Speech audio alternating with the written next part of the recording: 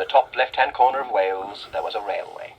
It wasn't a very long railway or a very important railway, but it was called the Meirionydd and Llantysilio Rail Traction Company Limited, and it was all there was. And in a shed, in a siding, at the end of the railway, lived the locomotive of the Meirionydd and Llantysilio Rail Traction Company Limited, which was a long name for a little engine, so his friends just called him Ivor. Now, in the morning, Jones the Steam, the engine driver, would come down over the hill. "Morning, Ivor. Jumping cold this morning." He would take wood and paper and light Ivor's fire, fill up his coal box, check the water, and then, when Ivor had steam up, he would make his pot of tea and sit on Ivor's step to drink it. Well, right then. We'd better do some work, I suppose.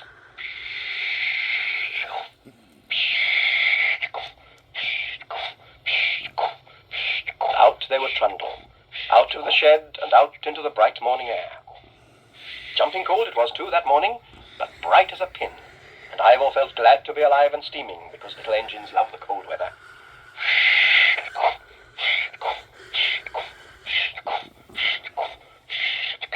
Hello, the signal was against them. "Oh, here's a how-do-you-do. Owen's not awake yet. Give him a blow, Ivor." Is it early you are, Jones the Steam? "No, it's late you are, Owen the signal. Pull your little lever back. We got work to do."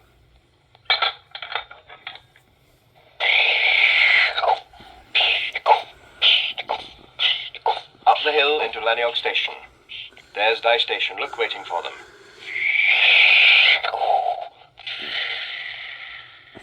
Morning, Jones. Morning, Ivor. "Morning, Dye. What have you got for us this morning?"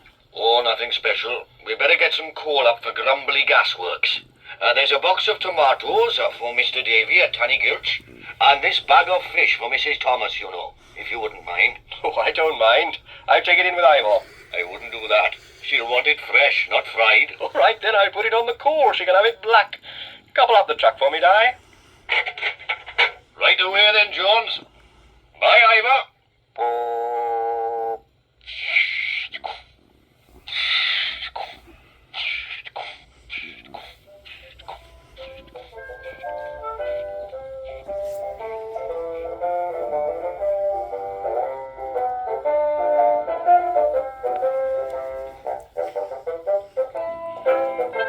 That was Ivor's favourite run along the top of the hill. He loved to look down the valley and see the trees and the stone walls and the horses and the sheep and the houses and the sea shining in the distance.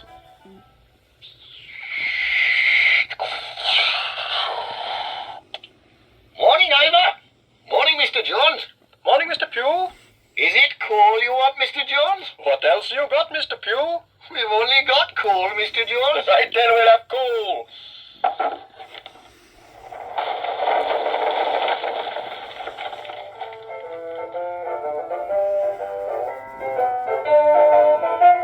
Well, that was just another day's work. As Dye Station said, nothing special. Mr. Davy got his tomatoes, Mrs. Thomas her fish. Thank you, Mr. Jones. "You're welcome, Mrs. Thomas."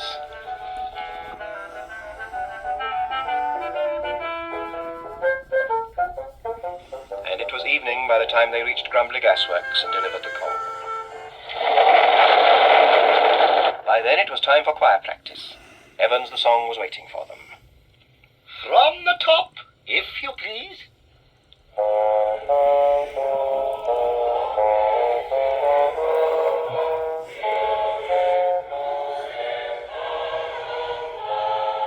"Oh, didn't I tell you? Ivor is a member of the Grumbly and District Choral Society. Very proud they are of Ivor in the Choral Society. Well, there's not many choirs have a locomotive singing first bass. It's not at all usual, even in Wales.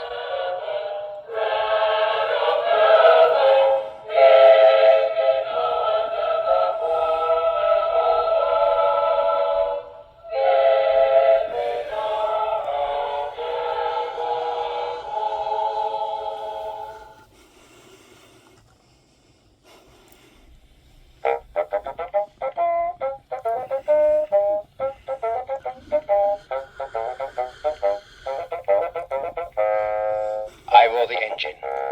Look, there he is, up in the wood by Mrs. Porty's house. What's he doing there, I wonder? Oh, there's Jones the Steam and Mrs. Porty. What are they looking at? Oh, foxes. There they are, Mr. Jones. 3 lovely cubs she's got, haven't you, Mrs. Fox? Oh, yes, and she's proud of them too, you can tell. Well, I only hope the fox hunters keep away. They've been out a lot lately. Oh, time to go. Ivor has seen Di at the station. All right, I'm coming. Oh, Mr. Jones, if you're down at the station, you might see if my hat has come. It's for the Institute prize giving tomorrow. It's a lovely hat, all feathers and high, with a veil and a... Oh, yeah, yes, well, I'll see if it's there. You just look after those foxes, Mrs. Porty.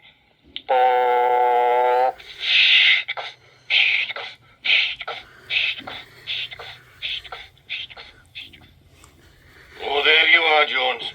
Where have you been? There's this hat box come for Mrs. Porty.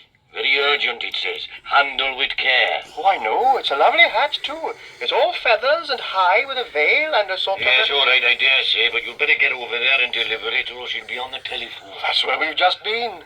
There's 3 lovely fox cubs in her wood. Oh, nature's study, is it? Well, those foxes had better look out. The hunt is somewhere about today. Oh, don't talk about it, Di. Come on, Ivor.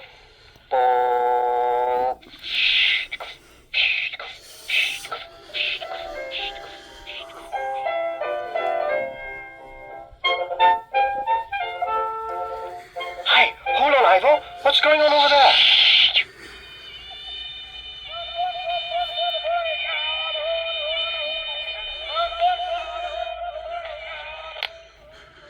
Oh, Ivor, look at that, the hunt. And they're up by Mrs. Porty's. Oh, look, there's a fox, and they're after her. She's heading for the bridge. Oh, perhaps she'll see us there. Come on.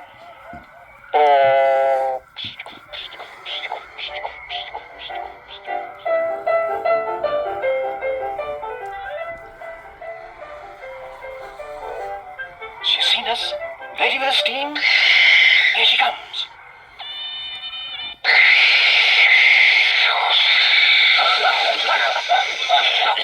I say, Rail Maywin, do you have to make so much steam?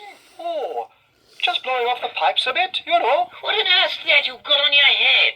Oh, that's for the Institute prize giving. It's a lovely hat, look. It's all feathers. Yes, High it's with good. It's a charming hat, old boy, but we've lost a fox. You don't happen to have seen a fox, do you?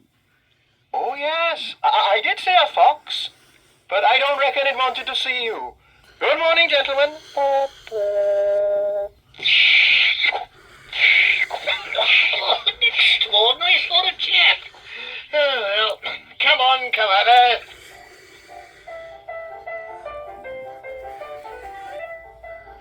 Hang on while I change the points, Ivor. Oh, good morning, Mr. Jones. I didn't recognize you in your new hat. Very pretty. Suits you. Oh, that's not mine. That's Mrs. Porty's. Well, you'd better be careful of it, Mr. Jones. It's for you to deliver in its pretty box, not to wear and get it blown to pieces. What are you wearing it for, anyway? Oh, you'd laugh if I told you, Mrs. Williams.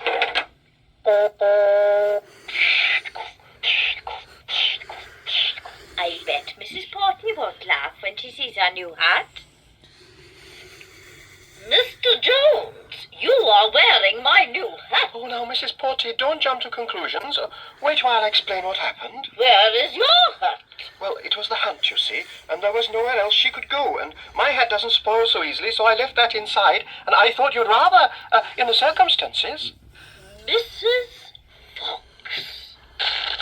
You see? Oh, yes, of course, Mr. Jones. What else could you do? And the hat will be perfectly all right, with a bit of tidying up, I think.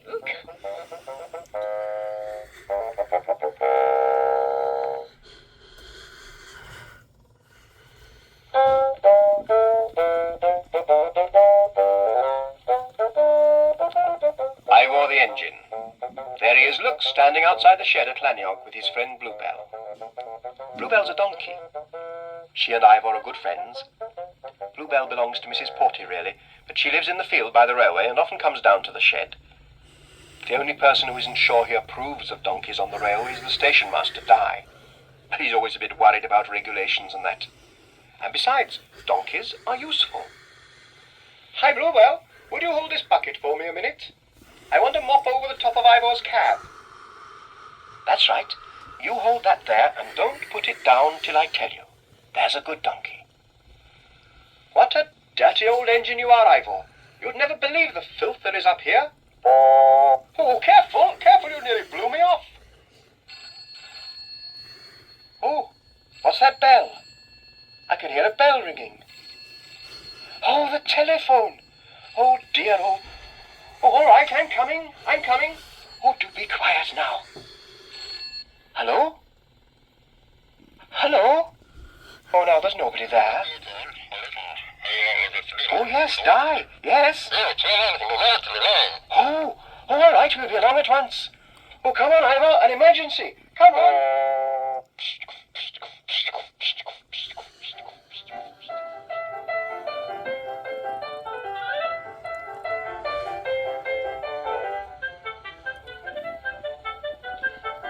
Hello there, Di. Have you got them? Here you are, Jones.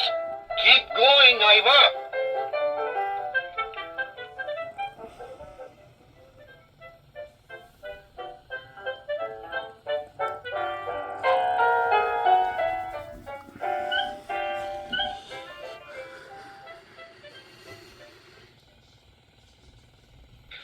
Oh, railways. Nearly half an hour since I telephoned. Time they turned up. Oh, my feet are cold.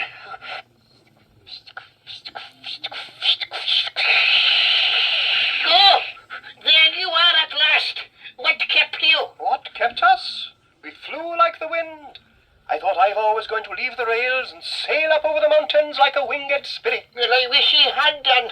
My feet are cold. Here you are, you ungrateful old gold miner. What have you done with your old boots? You've only had them a few weeks. Oh, they were worn out and I got my feet caught in one of the gullies. I'd have been there still, only I had the sense to unlace them and climb out. Oh, these are lovely boots, aren't they, Edwin Jones? Lovely. Only say thank you to Ivor for bringing them, will you? Oh, Ivor, thank you. Oh, you've been to a lot of trouble and I'm a nasty old gold miner who doesn't deserve boots at all. Will that do? Hey, listen.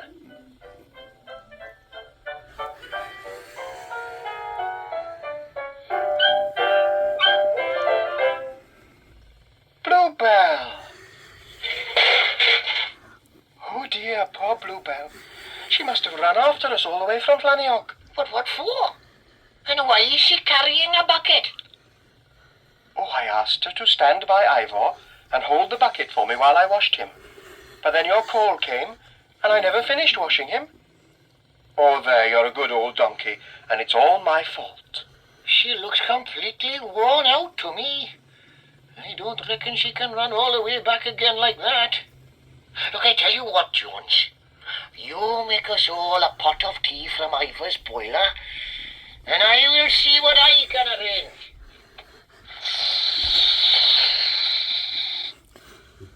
Recording. Give us a hand with this, Jones. I reckon it'll do. A bit of hay to sit on, and it'd make a lovely donkey carriage. They had their tea, and then Bluebell climbed onto her carriage.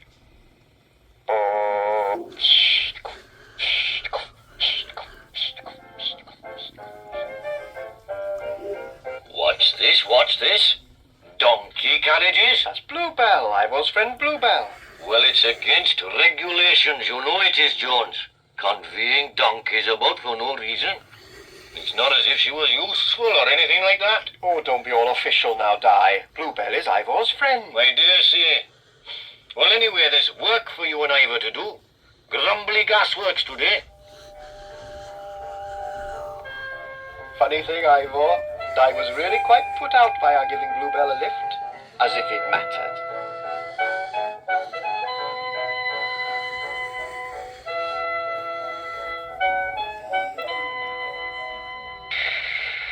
Morning, Mr. Pugh. Have you got any coal for me? Oh, plenty in the box, Mr. Jones. Hold tight. Don't you drop any on my donkey. Of course not. You know I wouldn't do a thing like that.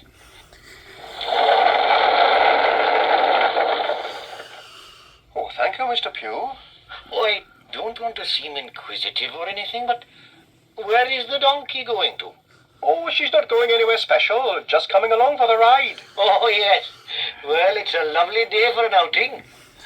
Some donkeys have all the luck.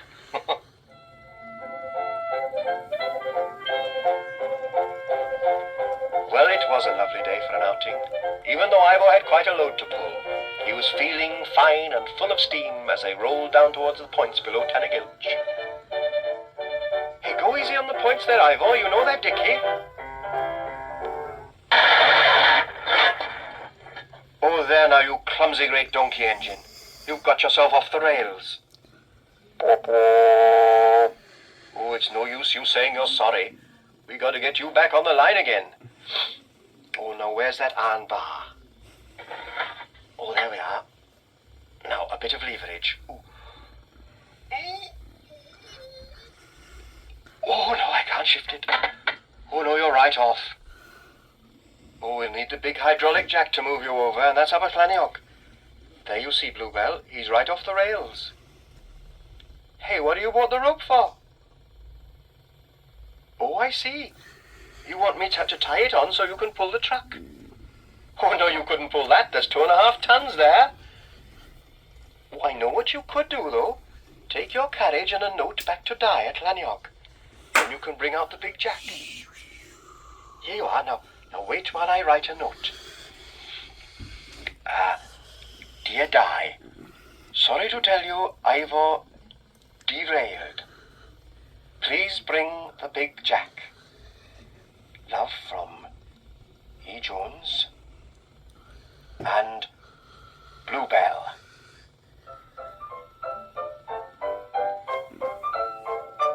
There she goes, galloping off like a racehorse. I don't think Di will be all that pleased to see her or to get the note.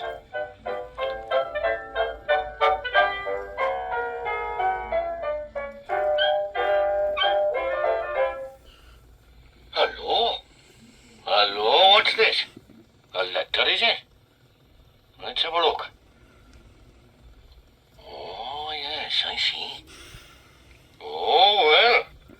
It's lucky you were there, isn't it, Bluebell? We better get a move on. I'll go and find that jack.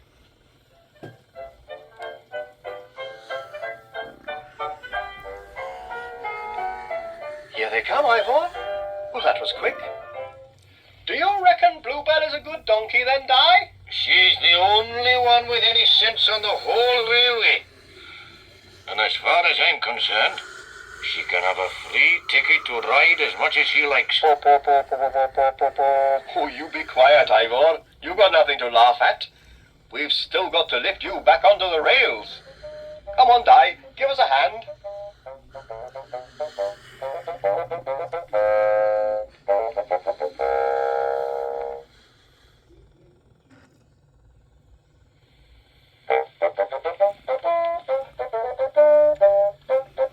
Ivor the engine. Look, there he is at Llaniock Station. I suppose there's not a lot to do today, or he would be off somewhere with his little flat truck. I wonder where Jones the Steam and Dice Station are. Oh, sitting in deck chairs on the platform, look, having a cup of tea.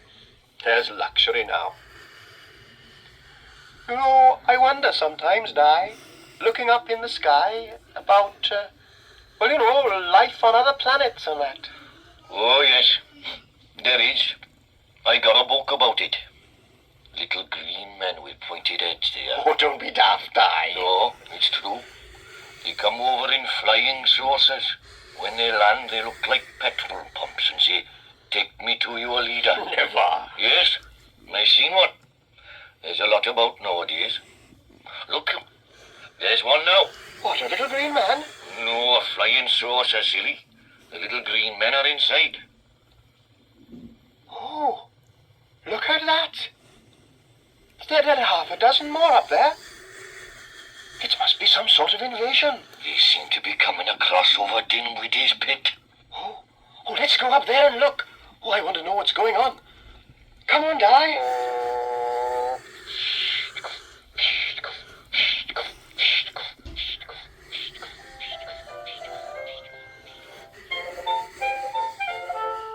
Oh, look. There's a lot of them over in with his pits. Oh, I reckon you're right, Jones. That is an invasion. Oh, well, look. Let's be careful. We'll stop behind the hill and climb up to see it from above. Good thinking, Edwin Jones.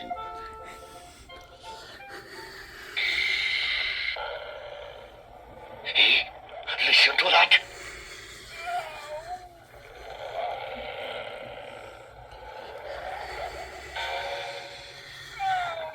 Oh, I never heard anything like that before. I can hear Dinwiddie's voice inside it. Listen. Sounds like he is part of the noise.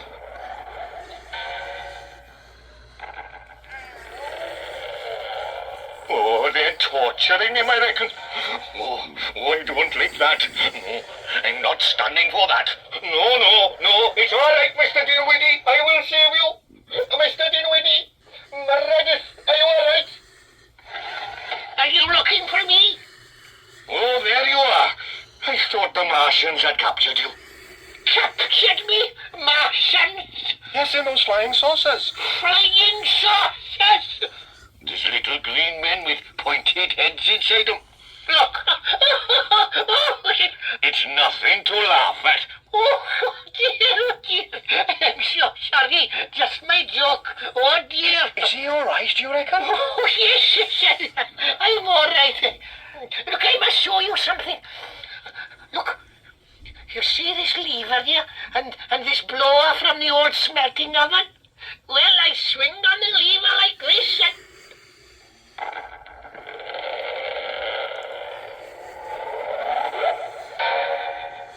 There you are. Up it goes. A perfect soap bubble. Look at that. Silly, I call it. Wasting time like that. Blowing bubbles all day. You're supposed to be a gold miner, not a bubble blower. Silly? Well, I don't know. I dig up all this gold, and then they just put it in the ground again. No, I reckon it's just as silly digging gold as blowing bubbles. Only blowing bubbles is easier and more fun. Find out now.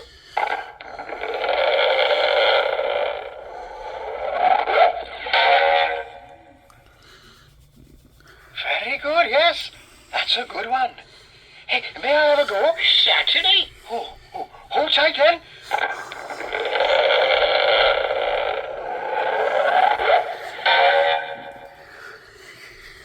How about that?